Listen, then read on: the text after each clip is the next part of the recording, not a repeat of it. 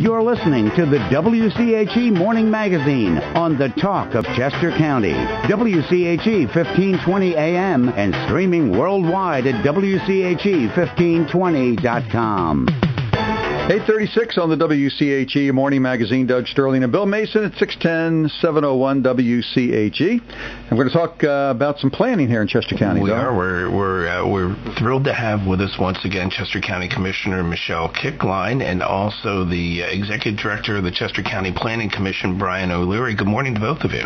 Good morning. Good morning. And Commissioner, it's always a pleasure to have you here in studio. And this morning we're going to focus on Landscapes3.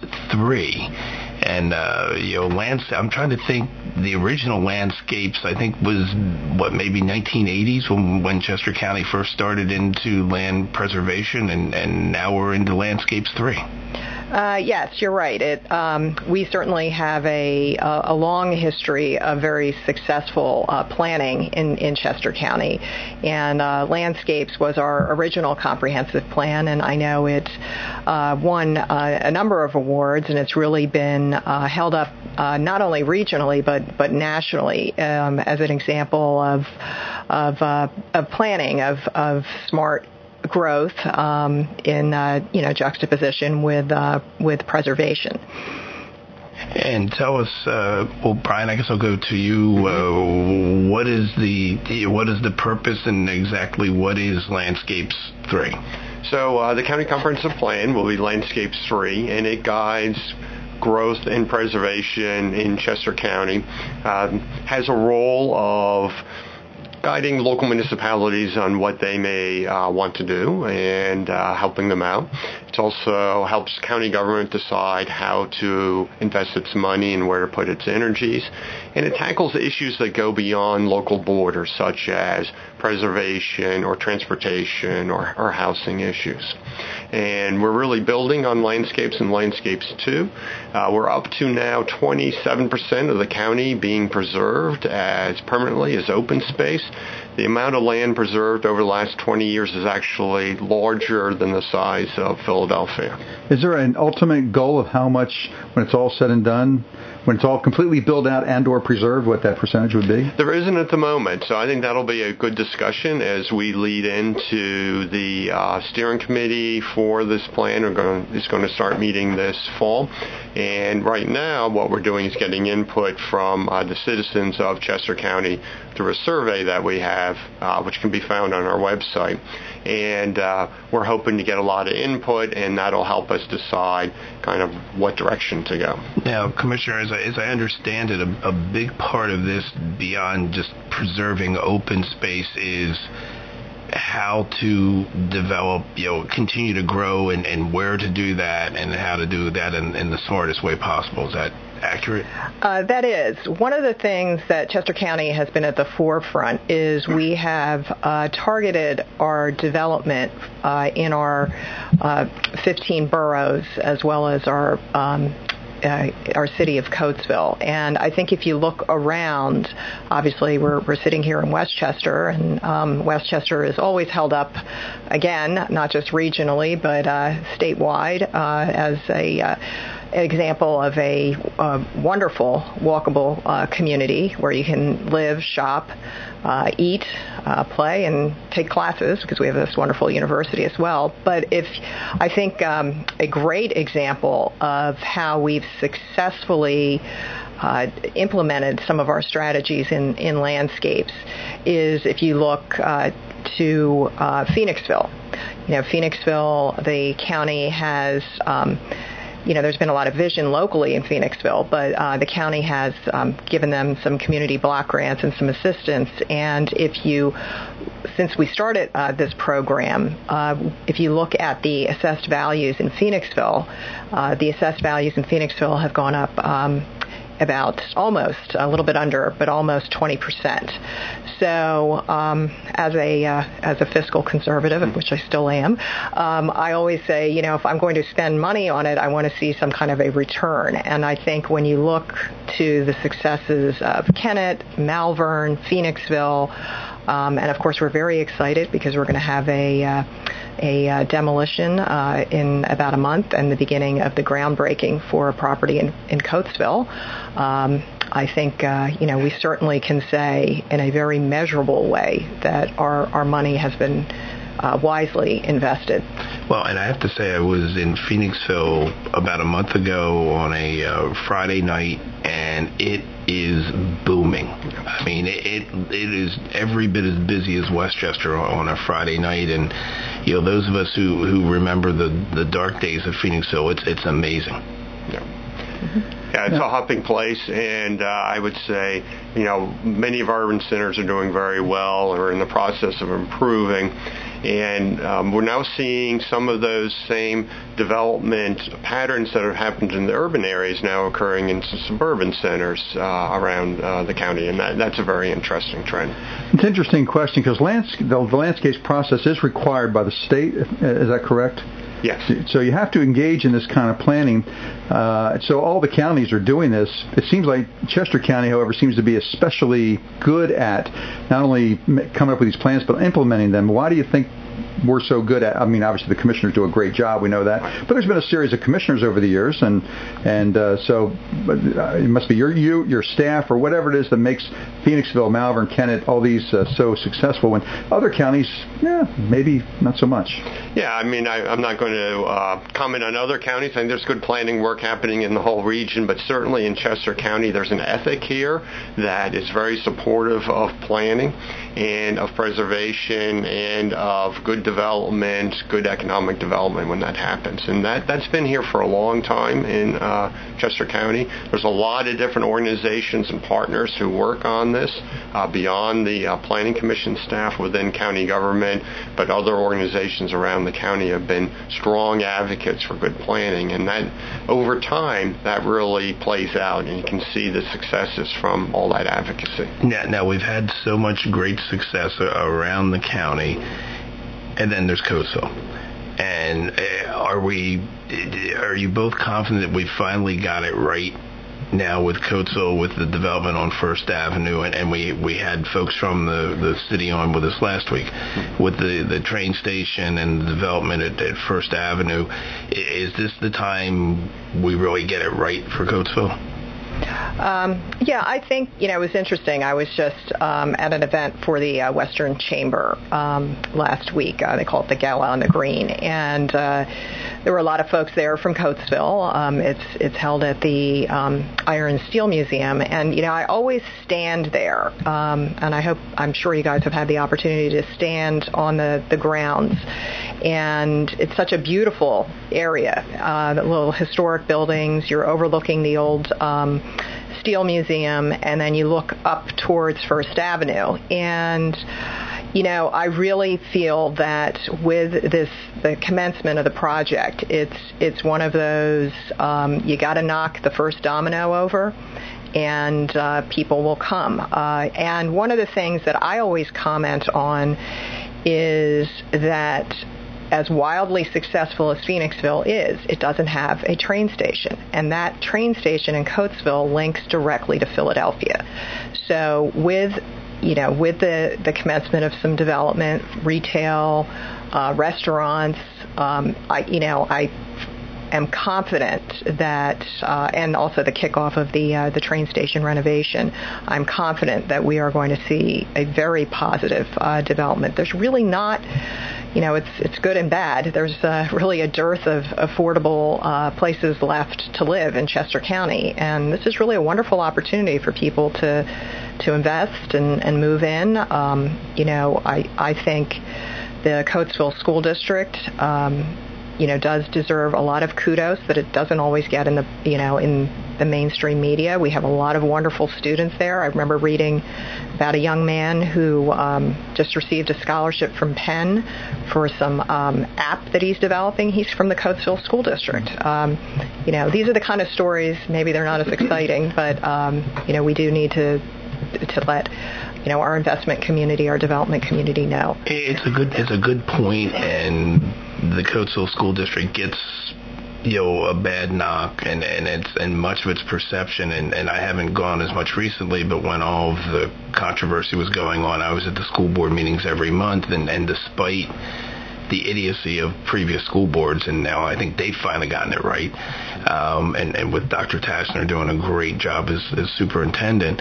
But year in, year out, they would recognize students at the school board meetings, and they would be going to MIT, Harvard, Dartmouth, Penn, the top universities in the country were all students coming from Coatesville High School. So I think there's a misperception there, and that holds back development for the whole area. Yeah, I think it's definitely a factor on development are often just people's kind of impressions of a place, and those impressions may be valid or not. In many cases, most cases, they're not in Coatesville's situation.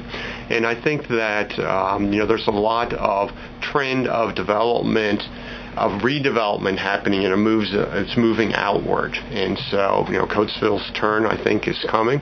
One exciting project as we're beginning to work on is looking at the Chester Valley Trail and how can that be extended westward. And eventually the goal is to have a trail from downtown Philadelphia to Harrisburg. There's a lot of work happening in Lancaster County, and to get that trail into Coatesville, I think would be great. In Phoenixville, many of the developers, they don't have a train station, so they can't have transit-oriented development, and what they call some of their development is trail-oriented development. And they're really using the Schuylkill River Trail as a marketing item for getting people into those apartments. And I know we had someone on from the county a couple years ago who mentioned it, and I don't know how feasible this is, to try to tie the High Bridge at Downingtown in as part of the trail system. And I don't know if there's been any further movement on that. That sounded like a tough nut to crack. It's a possibility. So the state is looking at acquiring that right away. The big question is you have to look at that bridge and see if it can be fixed or not. And so that's kind of the large outstanding question. And it's got to be safe, and it's got to be reasonable cost to fix that bridge. But let's keep our fingers crossed. I think it might happen. And that's another municipality, Downingtown, that I think is kind of in the middle. Mm-hmm. They haven't had the boom that Westchester, Phoenixville, and Kennett have had, but it's still in the Downingtown School District. It's still viable, but that's a downtown that I think is just ripe for a renaissance that just hasn't happened, and I'm not quite sure why that is. Yeah, I think one of the things, again, you had mentioned transit-oriented development, and I think that's one of the things that we have our eyes on in Downingtown. There has been a lot of talks and, getting closer to finalizing some potential transit-oriented development in Downingtown. And I think when you see something like that, that will have a enormous impact on the redevelopment of the borough. And again, as you mentioned, I mean, that is without question, a nationally ranked school district. So, I've often said I think there's been a lot of hype about millennials wanting to live in the city, but millennials now are starting to, if you look at the actual age demographic, the oldest of a millennial is, well into their 30s. So they are at the point now where they, would want to consider, having a family, living in an area where there are good school districts, but they don't want to give up the walkability. They don't want to give up the possibility of not using cars. And I think Chester County, with our smart planning since the 80s, we have everything in place to continue. We do attract millennials. I actually have statistics that we do attract them at a higher rate than the city. But I think we will continue to see a shift. And one of the things that I know we're hopeful of is that we'll see a shift of companies. We already have wonderful companies in Chester County, but continue to attract many more because of our amenities. And I do see that with Downingtown. I was at the Memorial Day Parade, and I was so heartened to see how many young people were there. And looking at the property transfers, the borough of Downingtown is maybe, other than Coatesville, maybe the one place in Chester County where you can buy a nice starter home for around $200,000, which is not not a insignificant amount of money, but compared to elsewhere in the county, it's pretty affordable. Yeah, and I think that's an important role for these communities is hopefully they will remain places where there is a lot of reinvestment, but they remain also reasonably affordable. I mean, not cheap certainly, but at least reasonable. It is an issue that I've heard frequently throughout my time here at Chester County is housing costs and how high the housing costs are. That's a balance, I guess. You want affordable housing, but you also want your housing values to increase if you already own one too, so you weigh one against the other. Yeah, you do. It's like the gentrification question. You want some reinvestment to happen. You don't want it to overwhelm or to happen too fast. So it's kind of almost like pacing and timing of how things occur. Now, one other transportation question, Commissioner, my goal is to live long enough to ride a train from Westchester to Philadelphia. What do you think my odds are? I'm 55. I'm sure you'll live long enough, and I hope you're doing our WalkWorks initiative for Chesco WalkWorks. If you're not, please sign up, and any of our listeners, because that'll help everybody live long enough. Yes, one of the things I sit on the DVRPC, the Delaware Valley Regional Planning Commission, and I know Brian attends that with me as well. And one of the things that we are currently in the process of is updating our priorities in Chester County, looking at things regionally. And I know one of the items that is in discussion as a priority for Chester County is the extension of the rail line that currently is going to Wawa, and that's the line that actually used to go to Westchester. There's a bunch of logistical issues. It's single track versus double track. I'm not going to get into the weeds on that, but that is definitely something that we are working on with regional funding with SEPTA. As well. Now that the economy is rebounding, I think one of the things that helped land preservation or slowing down of development was the recession. Well, now the economy is getting healthier, and we're starting to see more and more development plans. I think Craybilly and farms in Westtown and out in Emeryville, at the old site there in West Bradford.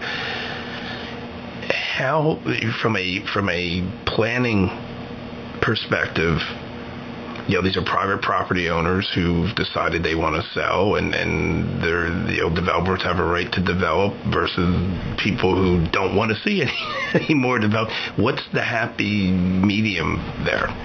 So I think that there's some trends going on housing that is pushing more housing towards apartments, towards more smaller units or attached townhouses. And so that trend's kind of playing out at the same time that the economy is improving. So we're seeing most of actually over half of our proposals recently have been for apartments. And many of these have been in our suburban centers, places like Exton and Great Valley. So it's an interesting shift that has happened. So we're managing still to have some significant growth coming into the county without as much sprawl as in the past. That doesn't mean there isn't any, and so you cited a couple examples of development out on the edges. There'll still be some of that going on, without a doubt, so you try to plan for it the best you can, and you try to preserve as much open space further out to kind of create an area that is going to be preserved. And these edge areas are always going to be a little bit difficult. Yeah, and I think it comes down to if you're a private property owner and the proposal meets all the zoning, you can't just say, well, I just don't like it, right. So you can't do it. So you try to, I guess, locally, and I mean, how much does the county planning commission say? Like with Craybilly, I've sat through some of these meetings that they've been having. For each meeting's a different issue. One's on traffic, and I know more about stormwater runoff than I ever even wanted to know. Right. How big of a part does the county planning commission play in those type of developments and their approvals? So once the zoning's in place and the property owner wants to have it developed, our main role is a review role. So in the credibility situation, we did a pretty detailed review of the proposal. We actually prepared an alternative design to preserve more of the property where the Brandywine battlefield took place. And by the way, it's the 240th anniversary of the Brandywine battlefield, or the battle. And so that redesign did come into play quite a bit during the Planning Commission's hearings, and in the end, they supported that redesign as a route that the developer should go. We'll see what happens in the end. So that's the primary role of the Planning Commission, is advisory at this stage. There can also be a role before something development happens that people aren't happy with, which is to do a comprehensive plan to figure out, okay, where do we want development, where don't we want it, and then to get the zoning changed. In this case, the zoning is what it is, and the developer's pretty much meeting it, so that makes it hard. Now, and I'll ask this for both of you, what is the county's role, and we understand that municipalities are independent from the county to encourage smart growth? I'm thinking particularly there's a meeting tonight at the Westchester Planning Commission, and Eli Kahn once again is going to make some type of proposal for the former Mosteller building, catty corner from where we're sitting right now. Mm-hmm. My words, not yours. Westchester Borough Council has blown 2 golden opportunities to remove an eyesore for no good reason. Is there a role for the county, either as commissioners or the Planning Commission, to go, hello, you really might want to move forward with one of these plans that's going to be much better for everybody, including you? You want me to start with that? I'll throw that hand grenade right at you, Commissioner. Well, look, I do respect the power in the Commonwealth of Pennsylvania of zoning, and I did joke when I first became a county commissioner that I actually have less power than local boards and supervisors because I don't have the power of zoning anymore. I used to when I was on the board of supervisors in Tredyffrin Township. So, I think Brian had alluded to that. Obviously, there are zoning regulations that we as a county entity can't touch. That being said, part of what we do with this comprehensive plan, and I think part of what has been so successful, is we do have, what we call, targeted areas of growth where, it's smart to revitalize. We just recently had a extremely well-attended breakout session talking about redevelopment of existing, properties and commercial space. So, clearly something like a redevelopment or a revitalization project in Westchester is something that we do encourage. I can't say specifically that I've seen, what Eli Kahn is proposing, but I do know that if it's, something that moves forward, I know our planning, that's the type of thing that our Planning Commission does review. So we would review the proposal. We haven't seen it yet, but I know the site, and, conceptually, in our plan, we call that an urban landscape there, where there should be redevelopment that is, matching the character of Westchester. Often the devil's in the details, so you get into issues of how high is it going to be, or how will it be set back a little bit from the other buildings, and those type of issues can become quite controversial locally. But conceptually, the idea of a more urban-style development there, multi-story, potentially mixed use, walkable to the downtown, is something that we are supportive of. And with Landscapes3, I know you want as much public input as possible, so tell everybody, please, once again, how they can get their input. So the main way is to go to our website and that is chescoplanning.org, and you can get to a survey there. The survey is going to run till the end of June. So far, we've had over 4,400 people give us their input, so that's a great number. We'd like to get even more, but that's not the only way you can give input. You can go to the website, and we have other areas of commenting on things. There'll be public meetings throughout the process over the next year or so. We're also going out to events around the county. We'll be at the Balloon Festival this weekend down in the New Garden area to give people an opportunity to come up to a booth and give us input. So lots of different areas, but I encourage people to take the survey. Well, fantastic, and thank you both for joining us, and keep us apprised as things move forward. And when will Landscapes3 be published? When is it finalized? We're shooting for the end of 2018. Okay. Yeah. Very good. Great. Well, thank you once again so much for coming in and keeping us informed. Thank you for having us. Thank you.